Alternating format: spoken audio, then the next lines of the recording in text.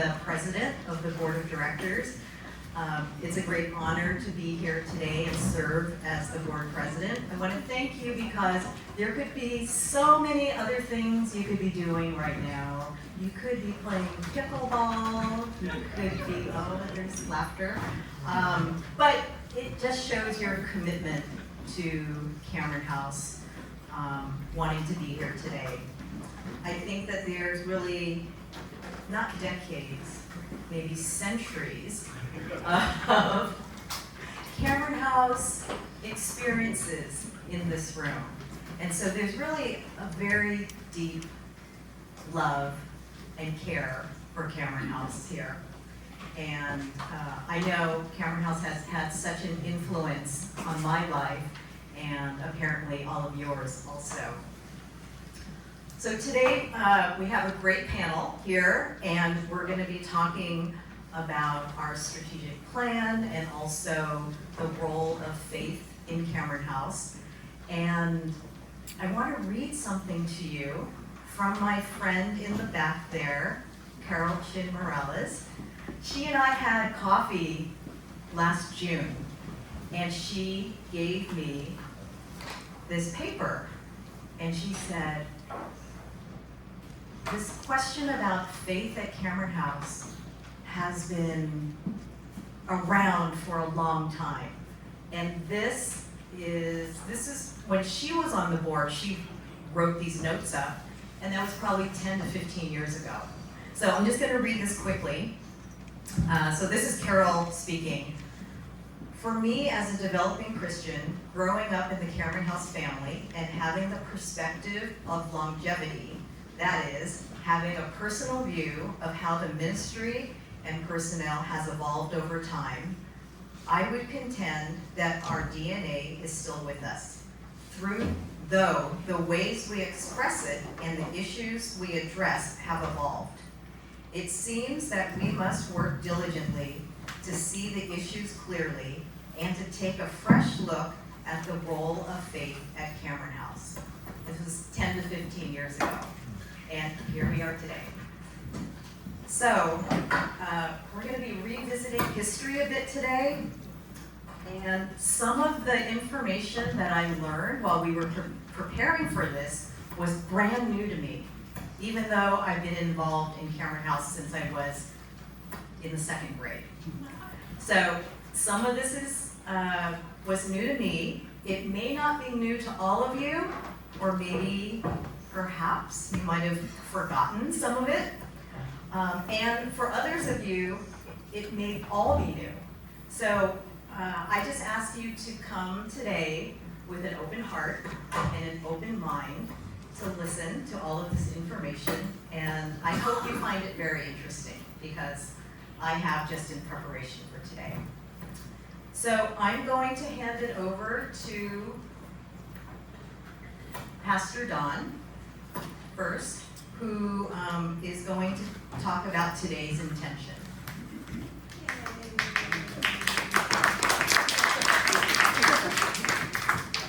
Thank you. Make that work. You can use this one. You want to use this one? There we go. Okay. Testing. Oh yeah, that's good.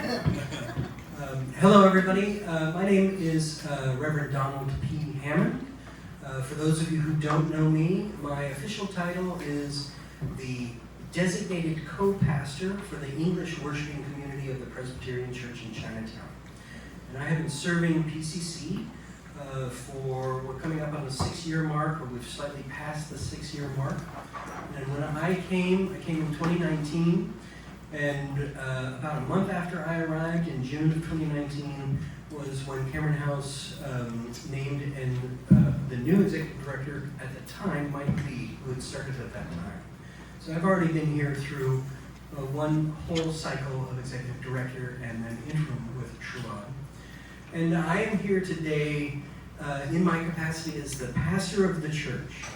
I want to be clear with everyone that although I very much support everything that goes on in Cameron House, I have no official role. I am not on staff. I don't currently volunteer. And so I'm here representing a part of the community, the legacy community that connects this institution with the Presbyterian Church, specifically in Chinatown, which was once called the Chinese Presbyterian Church. I'm very happy to be here, and I'm very happy to see you all here. Thank you. Oh, our intentions for the day. So I just came back from vacation, and part of me is still there.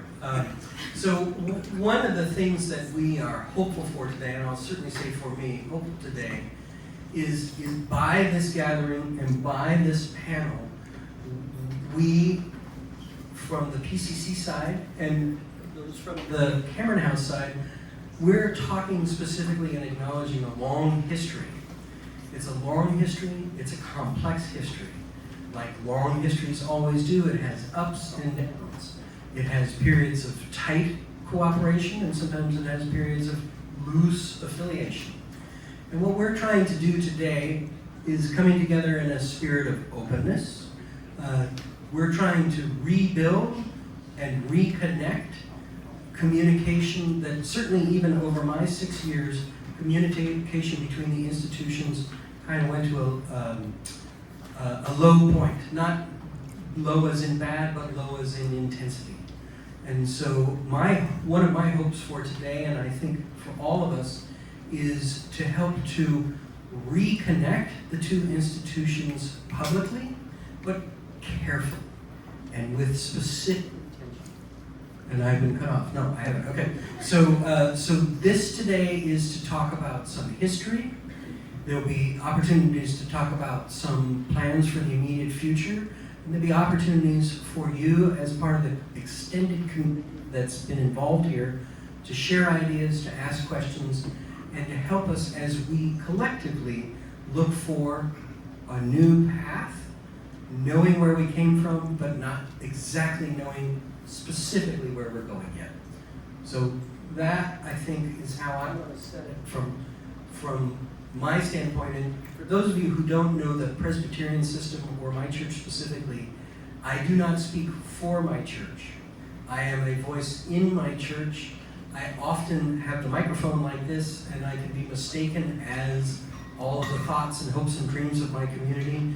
My community is hundreds of individuals, and we all practice ministry together. So my participation is as the pastor, but not as the voice of the church. Thank you. Thanks, Don. Thank you, Pastor Don. Hello, everyone. How's everyone doing? Oh, we just put out some dim sum, so we gotta have the energy level a little bit higher here. How's everyone doing today? All right, much, much better. My name is Tom Hayashi, and I am with the Center for Volunteer and Nonprofit Leadership. How many of you have heard of our organization? Not too surprising, because most of our work tends to be primarily in the North Bay, so a little bit north of us. Our primary service areas in Sonoma, Solano, Marin, and Napa counties.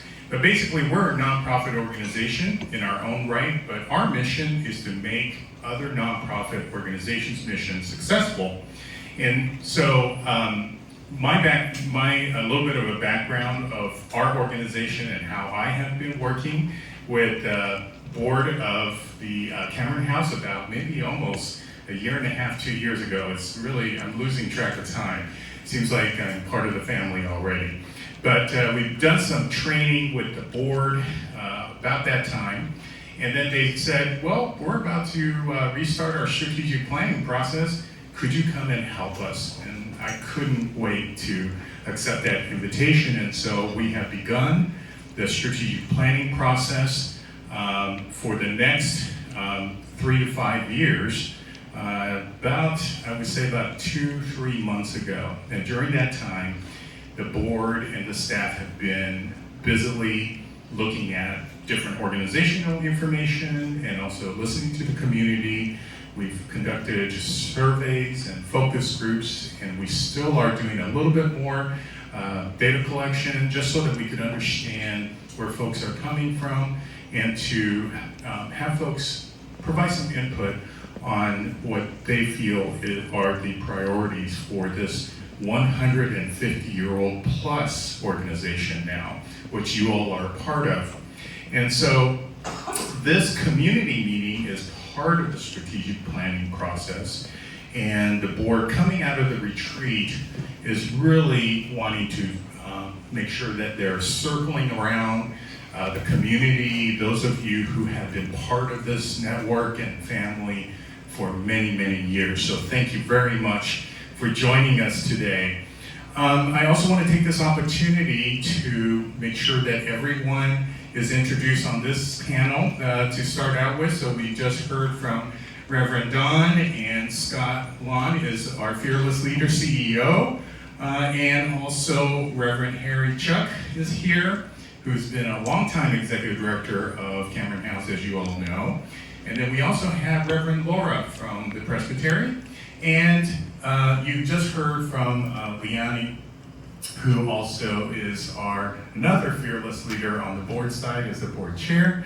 And then we also have Ed here, who has been a long time supporter, participant, you name it, with Cameron House, who also has his connections with the church, and he will also be offering his perspective. So thank you all very much on the panel for joining us. I also like to take this opportunity to acknowledge, speaking of the boards, let's start with the Cameron House board. Those of you who are members of the board, if you could please stand up or raise your hand so that you could be acknowledged. Thank you so much for your service. All right.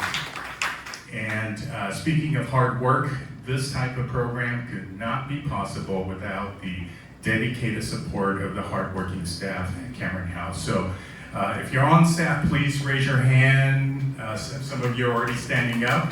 Thank you all for your support. I really encourage you all to take the tour, maybe even after this section if you like. There's a lot of great things that are happening, as Scott will share in his part as well. Okay? Yes? I'm curious how many people here are past board members? Oh, what about the past board? Thank you so much for that. How many of you are past board members? Raise your hand. Thank you. Wow, that is great to have past board members here. Thank you for your service. Thank you for that suggestion. All right, now let's quickly go over the agenda.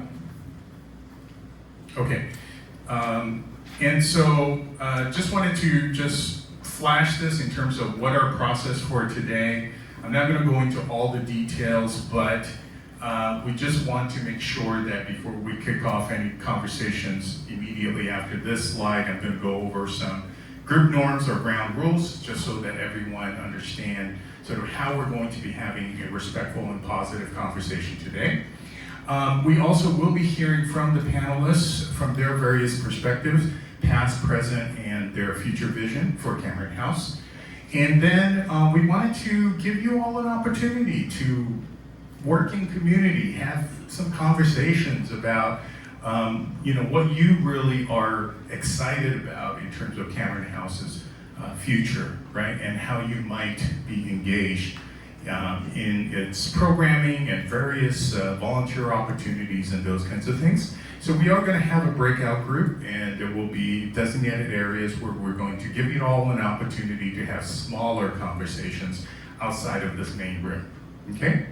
And then we're going to try to get you out of here just as efficiently as possible, just so that we're honoring your time. We really appreciate, again, the time that you're taking to spend the Saturday afternoon with us. Make sense? Okay, great. So a few things that I wanted to get your support. So the first is step up, step back. Basically means that we just want to make sure that the mic is going around and that no one is kind of like just capitalizing on all of the airtime here. We do want to try to give as much time as possible, especially when it comes to questions, and I'll go over that, or actually Kim Blon's going to be going over the protocol on taking questions. Assume positive intent and acknowledge impact, just as Reverend Don has sort of framed it for us very nicely. We want to make sure that we are maintaining some level of positivity. And there are probably going to be some issues that may come up that will require some follow-up. So I'm going to be, as your facilitator for today, keep track of those things that may come up in the questions, or it may come up just off the cuff. And especially if it's something that requires follow-up or that deserves some, following up, I will go ahead and note them in my, what I call parking lot, okay? And then discomfort is part of growth, right? And this is about the growth and the trajectory of the organization. And so I just really like to ask you all to kind of hold the space together and to, again, I don't want anyone to shy away from, sharing how they're feeling, but we just want to also make sure that sometimes we will have some maybe uncomfortable conversation, but we also want to get your support. If it does require some follow-up and those kinds of things, then we will have the opportunity to do that. Honor time, I'm going to try to get you out of here as on time as possible. We did get started a little bit later, but I will do my best on that. And then focus forward, honor the past. And I think that is something that I don't think I need to sort of reiterate. We appreciate all of what you represent as a history and also the vision for Cameron House. Okay? Next slide, please. All right. So with that, we will go to the panel, but actually it may be helpful for us to go over how we're going to be taking questions first. So we're going to go a little bit out of order, but Kim-Lon, go ahead. Hi, everybody. Thank you again, and I'm sorry for the redundancy. I'm Kim-Lon Grout, the new Senior Director of Advancement here at Cameron House. On your tables, you have some index cards and writing utensils. Those are for you to take notes if you'd like to throughout this. You're going to be getting a lot of information from our very wise panelists. But in addition, if you want to transmute any of those to questions or comments, if you have a question that wasn't answered through all of this, I'm going to be personally answering them for you after this event. So go ahead and write whatever questions, comments, concerns, or even how cute you think my outfit is. Put that on the index card, and then at the end of the event, thank you. At the end of the event, go ahead and pass them to me. I'll collect them. And you'll expect an email or follow-up, and everybody will get all of the questions and the comments that were asked as appropriate, and the answers. We want to make sure that everybody's on the same page. We're all about transparency here, so please hold on to those. If you need any others, just kind of raise your hand and we'll pass more out. Okay? Great, thank you. Next slide, please. All right, so we will start with Reverend Laura. Please take it away. Thank you. Hi, everyone. I'm Laura Mariko Cheifetz. I use pronouns she, her, and hers, and I serve as the transitional executive presbyter of the Presbytery of San Francisco, which is pertinent because the Cameron House was begun as a Presbyterian mission and ministry. So I bring you greetings from 67 congregations and 18 new worshiping communities, over 9,000 members in Alameda, San Mateo, San Francisco, and Contra Costa counties. The Presbyterian church is there. I'm real new, so you can ask me questions and I probably won't know, and that is, I'm fine with it. I will be happy to find you the answer. But I'm really pleased to be here with you. Something that I had shared with some folks up here before. I actually was mentored by a lot of folks who came through Cameron House, because Cameron House and PCC together produced a lot of pastors. And I was mentored by a lot of folks who learned how to serve their communities by being really embedded in their community. So I'm really happy to be here with you all. And I suppose the other pertinent fact is that Presbyterian of San Francisco owns the building.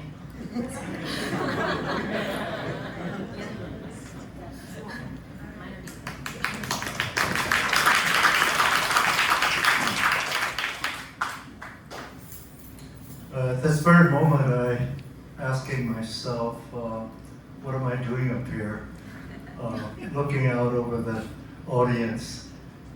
It's like preaching to the choir. You know probably just as much as I'm going to convey to you. So just sit back and be patient as you would with your grandfather or somebody like that. As I may sound a little nostalgic, but why not? Okay. You know, these walls could talk. There'd be a lot of stories. But looking out over the fellowship here, you have a lot of stories.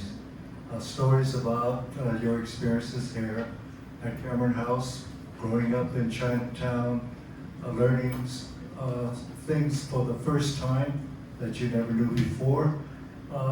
We share that a commonality amongst us. So over the past decade, I've grown a lot more appreciative of history. History has always been that required course you had in school, which nobody took seriously. You know, Christopher Columbus lost his shoe in 1492 or something like that. So I've been trying to look at history as a way of retracing the events and the steps in my life. Why? Because I'm trying to get to know myself. How did I become the way I am?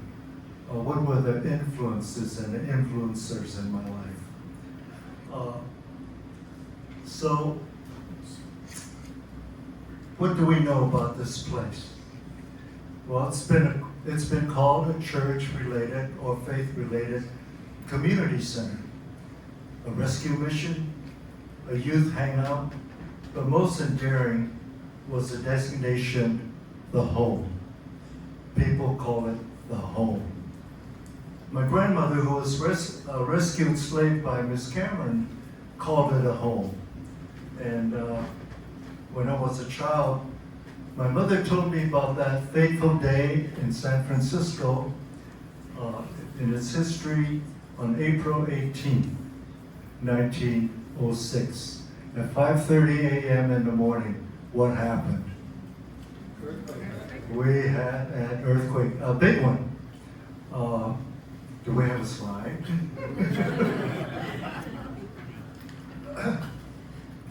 I have a slide up here, which is one of my favorites, and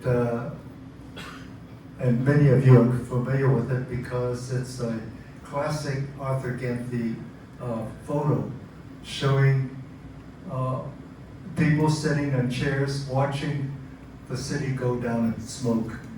And to the left of that photo, you see, well, sort of the original 920 Sacramento Street.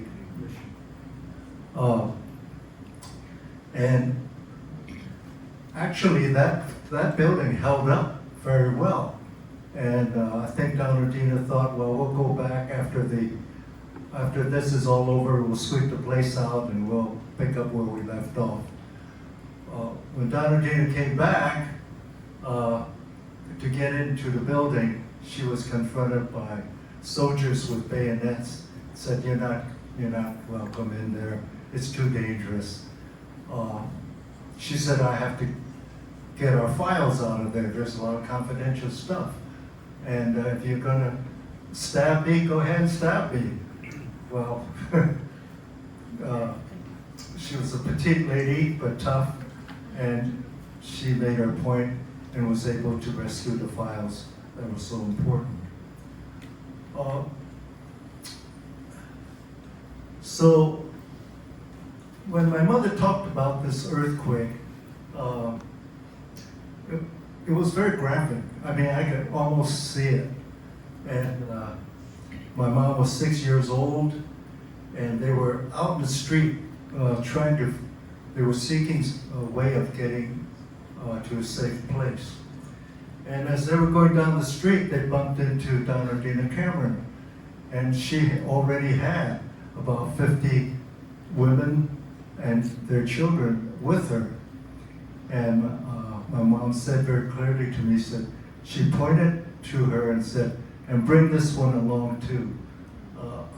So that's probably one of the reasons why I'm here today.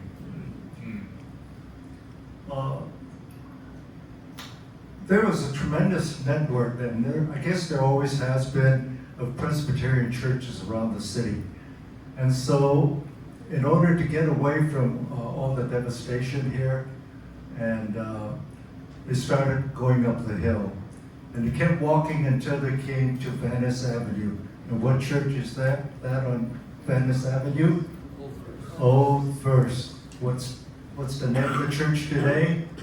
Old First. So there's a lot of history there. So it's difficult to imagine what it was like. And from Old First, they were able to board the ferries. They went up across the bay. They went to San Anselmo, where there was another Presbyterian church, kept them going for a while, and then from there they went to the Brooklyn Presbyterian Church, and they took care of them as the new building, this current building was being built and constructed. So you can understand why for the rest of their lives, all these women, all these children thought of this place as the home. And they thought of Donaldina as mother. And what do we call affectionately mother in Chinese, Cantonese anyway? Lo mo, okay. So let's fast forward to 1947. I was beginning my first semester at Francisco Junior High School, which meant that I was going to school not in Chinatown anymore, but in North Beach. What's North Beach? Well, all I knew about North Beach was that it was the home of Joe DiMaggio. And that's where a lot of Italians live. That's where my mother bought potato salad and salami. And it was about approximately a mile's walk to school every day.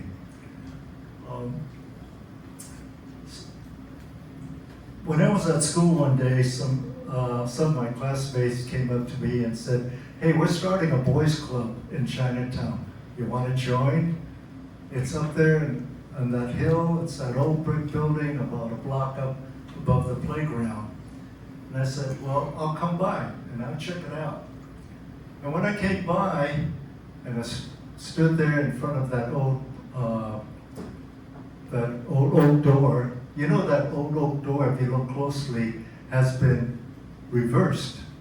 It was there so long that it started looking kind of, worn out. So they just turned it around, and what you see inside is out and outside is in. So some of the guys met me at the door and they had paintbrushes in hand. Others had spackle, that stuff that you patch walls with. And they were making a lot of noise because they seemed to be having fun.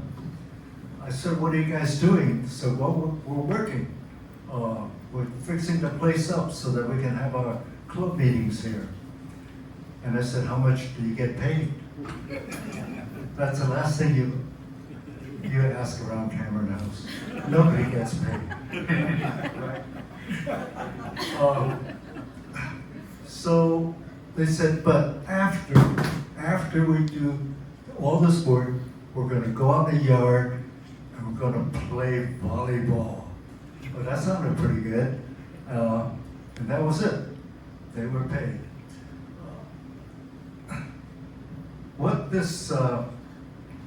What followed in that room? I'm sorry. My next visit was to a Friday night club meeting. And the club had our club, boys club, had over 40 boys. And we were crammed into a club room, kind of sweaty after playing basketball in the yard. And what followed there was my introduction to group work and community building. And this is where we share many of these common experiences, I think. I went to a meeting, a club meeting, Friday night club meeting with boys who were young teenagers. And that meeting, to my surprise, was convened by one of the boys. He moderated the meeting. And the others with him, sitting beside him, were designated as officers. Okay, a boys club, young teenagers, there was a vice president, there was a secretary, there was a treasurer for collecting dues, nickels and dimes, to pay for the Kool-Aid and the cookies. And there was an agenda ripped and scratched out with chalk on the chalkboard. And these were things that kept the meeting moving, and we followed, imagine this, we followed simple guidelines from Robert's Rules of Order. Yes. Remember that? You don't spoke until spoken to, and you vote when you're asked to vote. So before adjourning, the club leader would lead us in a prayer of thanksgiving and concern for those who were absent. And we always closed out these evenings, these meetings, with a ritual. And the ritual was we walked everybody home. So this was my introduction to group work. And what you can observe and guess is that skill sets were being planted.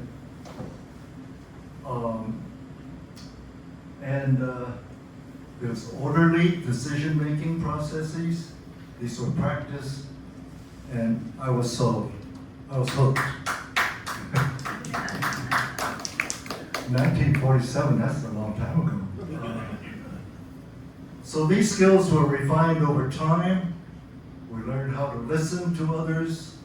We shared common concerns. We organized always a plan of action, such as planning food collections, raising money for UNICEF, a carnival to supplement summer activities, and the list goes on and on. Great. When I think about the uniqueness of the Cameron House youth programs of the past, I realized that we were able to build a community within a larger community. You have to use your imagination, but that's what actually was happening. Thank you. Thank you, Reverend Chuck. Reverend Harry. Harry's fine. Just let me close with this one comment. The honor roll here at Cameron House runs deep, with Cameron House alumni dedicated to community service. Are there some teachers out here? With some social workers? Are there doctors, nurses, attorneys, law enforcement, ministers, government workers? As we continue to develop youth and family services during these times of uncertainty, I can see how Cameron House continues to provide support to the community. Thank you. Great. Reverend Laura, if you wouldn't mind maybe speaking to some of the points on this slide, and I think this is a really nice segue into just kind of highlighting a few of the transition that has occurred, especially as the Presbytery has observed and supported over the years. Yeah, so the Presbyterian Church of Chinatown and Cameron House have a really unique, distinct relationship, and that continued for a long time. I won't tell you how old I was when this happened, but 25 years ago, they became two independent organizations, so separately incorporated. And the two organizations have continued to be pipelines to each other. So Presbyterian Church of Chinatown, of course, feels very close to Cameron House because so many of the members are of Cameron House and are Cameron House. And Cameron House also has provided a pipeline to Presbyterian Church of Chinatown, doing a lot of the young adult and youth faith formation work, and of course sharing volunteers and ministries throughout the years. So the separate 501c3s, obviously I was not around, as I will not discuss my age at the time, but that has enabled Cameron House to be able to seek different sorts of funding than you might imagine it being available to a church organization, so diversifying the funding, and that the two organizations also get to speak to each other as two different organizations. That is all I know. Great. Thank you so much for attending to those points. Now I'd like to invite Reverend Dawn and Scott as the CEO of Cameron House to share some of their perspectives about the present state and some of the considerations for how the agency thinks about its future. Reverend Dawn? Oh, I have a microphone.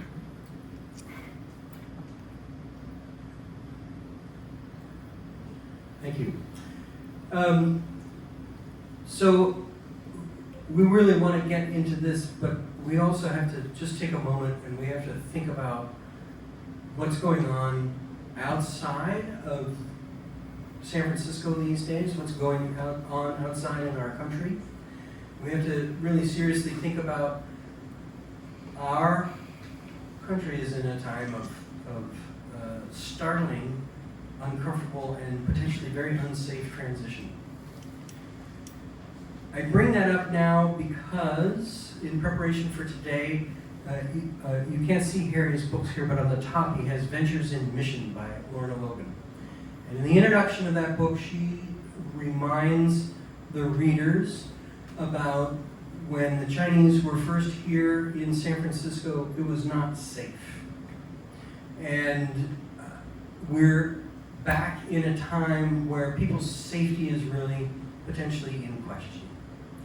And as I was thinking about that and thinking about this, I immediately began to think about the role of the church in today's society and hopes and ideas for the role of Cameron House.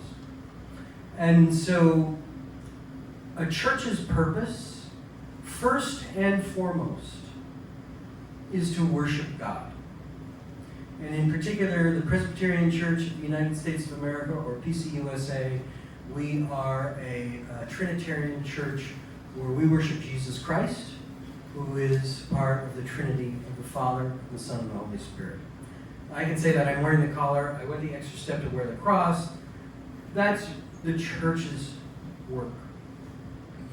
The church's work starts with that, and then it evolves into being a place of safety and support and growth for those who come.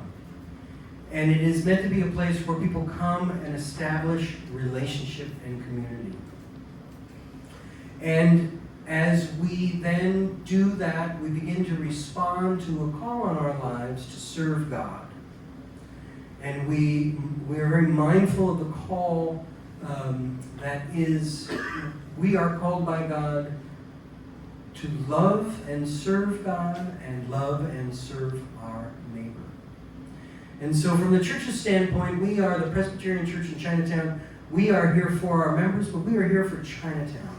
We engage in activities and support for this community. And we share that work. We used to share it really hand in hand with Cameron House. Now we do it sort of as a parallel extension.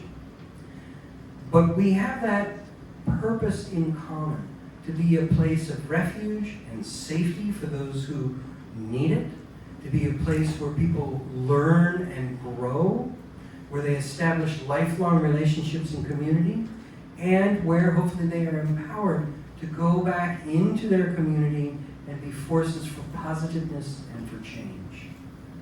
That's still the work of PCC, and I believe it is still the work of Cameron House. That's shared. A component which is no longer shared anywhere close to the same way that it was is the idea of intentional proclamation of the gospel of Jesus Christ and evangelism to make new disciples. Again, as I was reading the beginning of that book and reminding myself, this was a mission home. Some of those original girls and young ladies who were brought here, not only were they brought into a place of safety, but they were brought into a place where they were taught new skills, vocational skills, English skills. But they were also taught the Bible, and there was a faith component that was built in day by day. In today's world, with the separation of our two organizations, the way we're separated, that evangelical part of the faith, the talking about Christ, the focus on Christ, that happens across Clay Street now, more than it happens here. And that has to do with the changes that have happened and the needs that have been put on Cameron House to serve in this new context. But if you take away the verbal component, the ministry part can still exist and should still exist. The connection between one another, the value of a higher purpose in our lives, a connection to the divine, however that might come across in someone's mind, and a sense of honor and service to one's neighbor, to make a place that is safe in an unsafe world. And so that's still the work of PCC, and I believe that is still the work of Cameron House. But whereas we used to walk hand in hand together, we now walk side by side, and sometimes we may be going to the same destination, but we may be taking slightly different paths. But that connection and that service of our community has historically been a shared value, and I believe can be reinstated as a shared value going forward. And this panel, I haven't been invited to do anything like this in the 6 years that I've been here. I haven't seen a Presbyterian representative on a panel like this in the 6 years either. And there's other Presbyterian people here today too, not to call them out, but they're here. So this is something that I haven't seen before, and I'm hopeful for what this means. It's a reminder of where we were, and then deciding together how we go forward. Great. I'm good. I can speak without a mic. Next slide, please. Thank you, Pastor Don. I just want to take a moment and to all of you, thank you for coming out on a Saturday Scott, can you afternoon. actually use the mic? There's Sure. Folks in the back. Hello. Yeah, perfect. I want to Perfect. thank all of you for coming out on Saturday afternoon. Thank you so much for being here. To Pastor Don's point, I'm humbled to sit amongst all of these folks. We had an opportunity last week to gather for multiple days and have deep, robust discussions about Cameron House, its past, its present, and its future. And I'm very optimistic. I'm very hopeful. So thank you all for being here. I just want to take a moment. Most of you will recognize some of these folks up on this slide. Of course, we have Donaldina Cameron, Margaret Culbertson, Lorna Logan, but also Tai Lung Schultz, the first Chinese American woman to vote in a U.S. election, and of course Marion Wong. And so, to echo what Pastor Don just said, we continue to honor the values of these leaders. Some of you just took a quick tour of our new makerspace, and I would encourage you to come and actually see it in action when we have kids during our bilingual after school program, coming to learn and dig in and really be hands-on with some of the new tools and machinery that we have in the makerspace. And you'll see not just with the makerspace, but with our new Dragon and Lion Dance Club, which our Chief Program Officer, I'm not sure where she is, Liane, there she is, all the way back, has started with the leadership of Corey Chan as well. And you can see that these values that have been practiced here for so many years are very much still alive and well.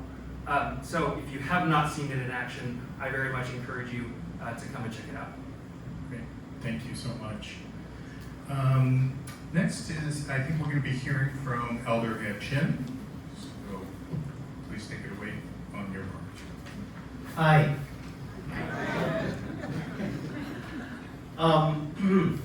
Actually, like previous speakers have said, all things I needed to say. But the main thing that I wanted to leave you with is, okay, there was a question that was asked of me. And it said, why did you re-up to be on the board? Okay? Because I just gotten off the board in 2019. So, and after retirement, I never dreamed I would be back on a board. But we're at a period of time that I felt was really critical. Because I was worried about Cameron House. I said, well, did Cameron House lose its soul? Where are we going? What do we stand for? Because I could see that over the years, the transition. We had gone from a period when I was coming to Cameron House, when it was synonymous. The church in Cameron House was one. We called it Yoke Ministry. And they said, what church did you go to? How many kids answered Cameron House? No one said PCC. It said Cameron House. But that changed. Now, as a member of PCC, I wasn't thrilled with the change because there went the pipeline. New members, new friends. Okay? We had to be on our own. Cal Chin became our first pastor called to the English. And one of his missions, because I had a conversation with him back then, and he told me, was to help form an identity for the English worshiping community. And we have formed an identity and become two solid organizations, the church as the Cameron House. Okay? Over time, that Cameron House became much more independent, but together we're partners in mission in various ways, as Pastor Don said. Sometimes closer, sometimes, but we're always together as Presbyterian missions in Chinatown. We have a shared values, and I was reading the thing in the back, Cameron House values of community, service, servant leadership, authenticity, community. These are important values that we learned at Cameron House and the church, which brings me to my next point. What is this? What is special about Cameron House? Yeah, we have the shared common goal of love your neighbor as yourself. But what is the biggest value of Cameron House? It was the community. It was the forming, as Harriet said, the forming of the beloved community of God. Even if you take away the word God, you still are not going to take away the love that we share. And out of that love we share, we serve. That's a Cameron House value. And so why did I come back after retirement? Because I was asked, I had to pray about it, but the answer came back from God. It said, if not you, then who? Who am I going to nominate? If not now, then when am I going to do this? If this is important to me, if I want to participate in the process instead of snipe about the process, then let's be part of this. So, thank you.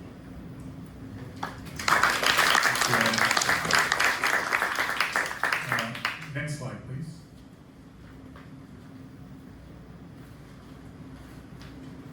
So we're going to be hearing from Liane as the board chair.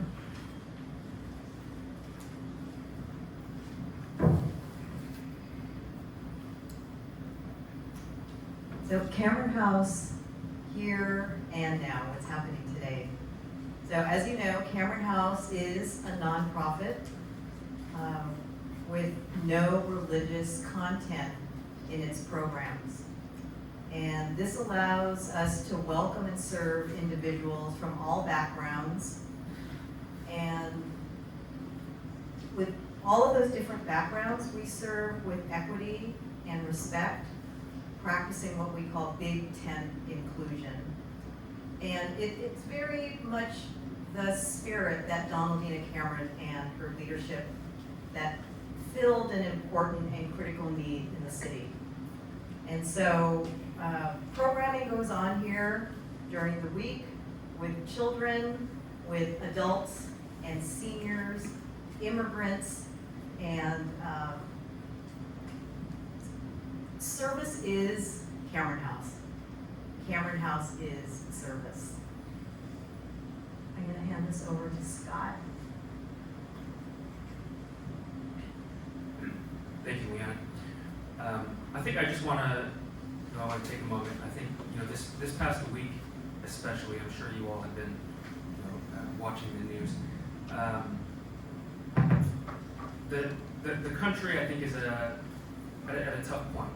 I think we've become so polarized that we can't even have just a conversation.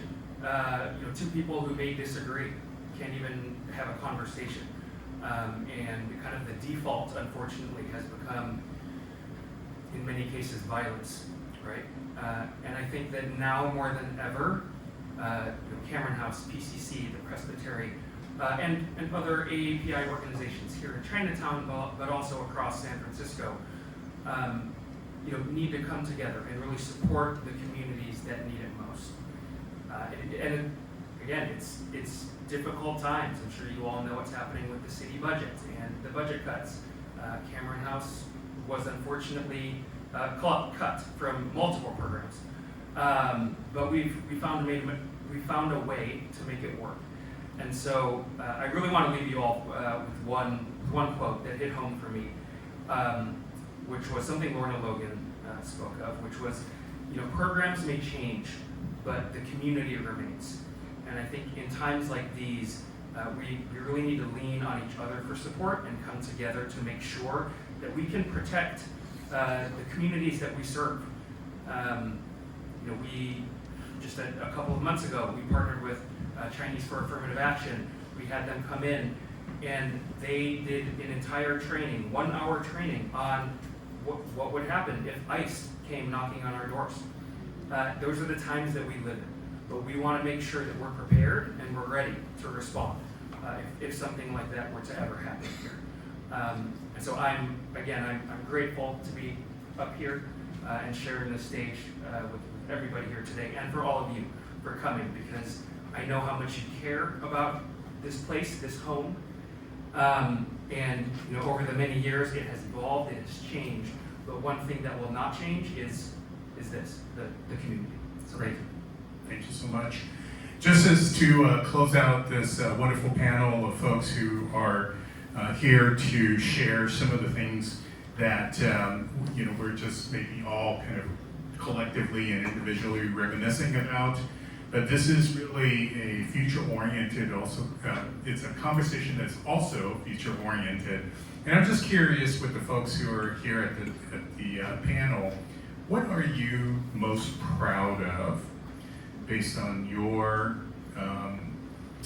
involvement with Cameron House or affiliation with Cameron House, and what are you looking forward to? What are you proud of, and what are you looking forward to? Maybe we could start with Pastor John. So you're starting with the second person to not have grown up here. But let's call it the way we see it. My community knows that very much. When I think about Cameron House, like Harry said, I'm big on history. I'm big on where Cameron House came from. I'm big on what Cameron House has done in the past. It's a fascinating institution with a fascinating history. There's a number of books written on it, but I think there are other books to be written. What I am the proudest about in Cameron House is that the institutions around it in the beginning, San Francisco in the 1850s and by the 1870s, when this started, 1874, Chinatown was a place that was almost walled off. And it was cut off. People didn't have free access to get in and out. The Chinese themselves didn't have free access to get in and out of the country. The prejudice and the violence of the time created a need in Cameron House by blocking immigration and then creating a human trafficking railroad or ship lane at that time. And the people who came here were not originally from here, but they very much sank into it and worked and built partnerships and communities. And why I'm proud of that is because I am clearly a white pastor. If that was not clear to you before, I'm going to say it. And I serve a Chinese American community. It's often hard for me in public settings to really be the voice of my community because I don't look like my community. And in a lot of ways, I don't have a shared experience of my community. But my community has taught me that we can bridge gaps like that and we can work together. And I am proud of Cameron House for instilling that value in my community because I have found it nowhere else in the same way. Great. Thank you. I think for me, I would be remiss if I did not mention the tireless efforts of my staff. And so I want Bill, Yolanda, Kim Lan, Jenny, staff that are here today. Can you just please stand up quickly? Because I do want to, I'm the one who always is sitting up here at these tables, speaking at events. But really, the work that goes on behind the scenes, the day-to-day operations to make the magic happen, it's these folks, right? And particular shout out to Yolanda, who has been here for over 25 years, and Bill, who has been here for, I believe, over 13 years now. And you've seen a lot of the change and the transitions and the challenges, but you are still here. And so I'm humbled. I get to work with these amazing people every single day. And so to you all, I appreciate you, and I'm looking forward to many more years of making Cameron House the absolute best it can be. Thank you.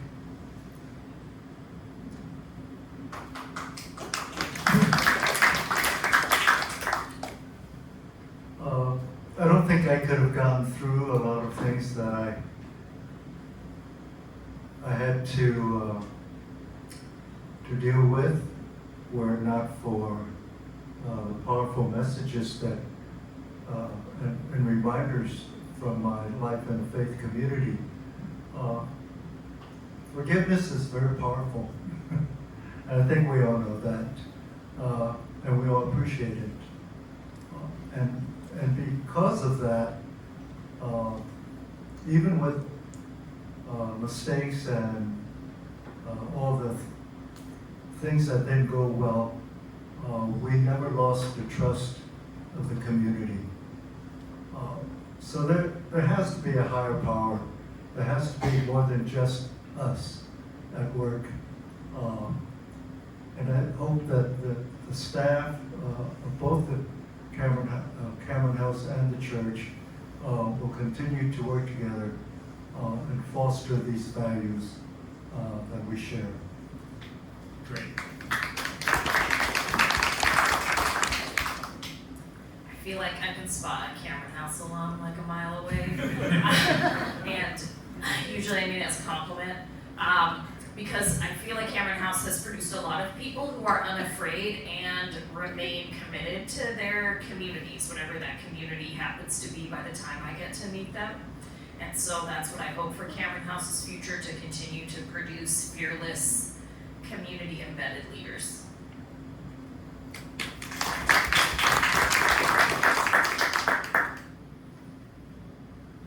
The Cameron House bloodline runs deep. When I look out at all of you, many of you were my mentors, were my day camp leaders, my club leaders, college leaders. And so I'm just proud of everybody still being around. Not that anybody's old, but it's just like Carol said in her paragraph, it's in our DNA. And so the fact that we have this amazing turnout on a Saturday afternoon, on a gorgeous day, and you're all here. Just says so much, and it means so much to me to know that you are here supporting Cameron House because you care and you've been involved for so long, and it is just it's heartwarming, and it's so meaningful to see all of you here. So I'm very hopeful for the future, knowing that in some way you can support us as we move forward. And there's a lot of exciting times despite budget cuts. There's always a light. So I hope we'll continue to see you involved in some way as time goes on. Thanks. Great.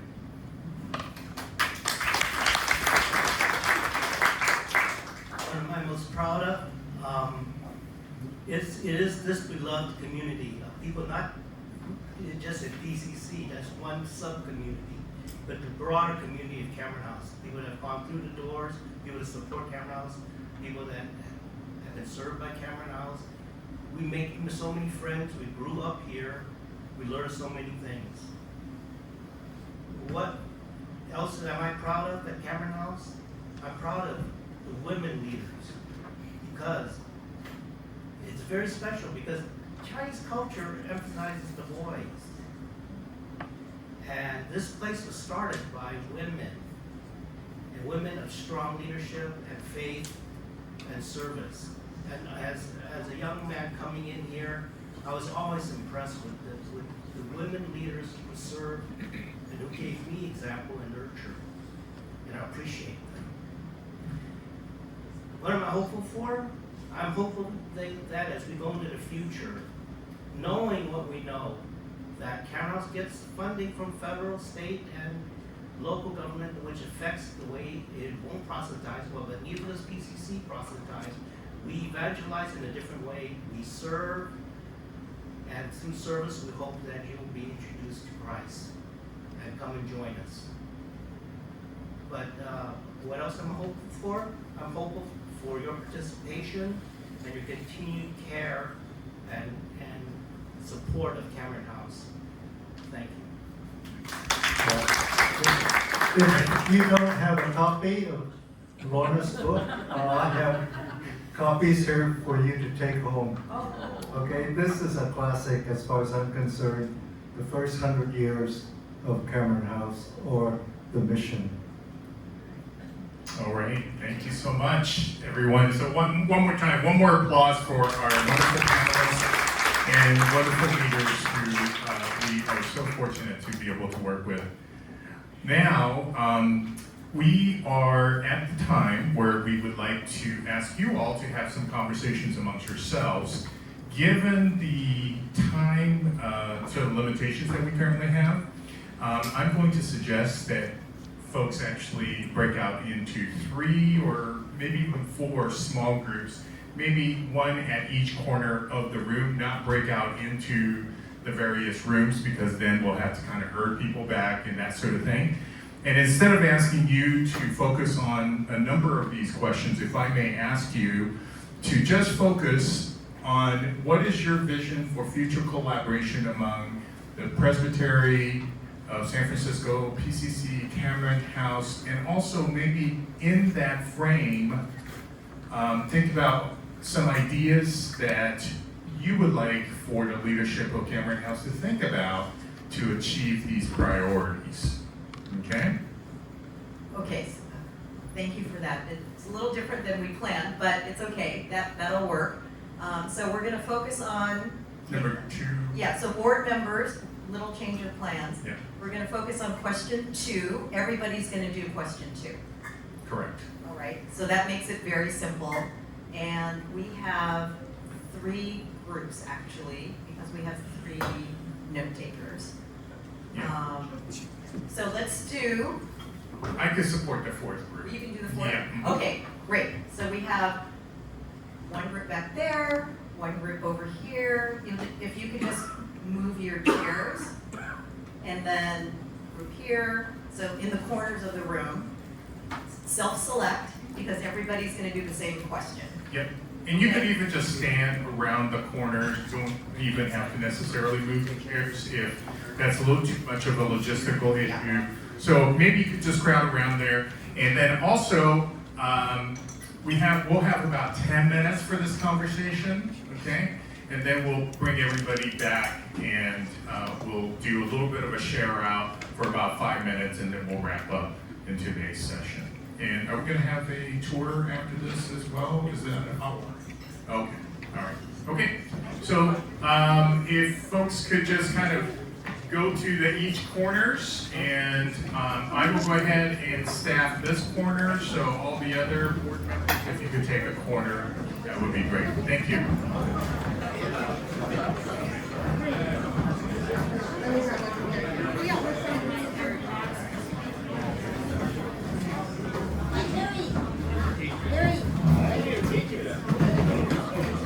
Okay, so folks here.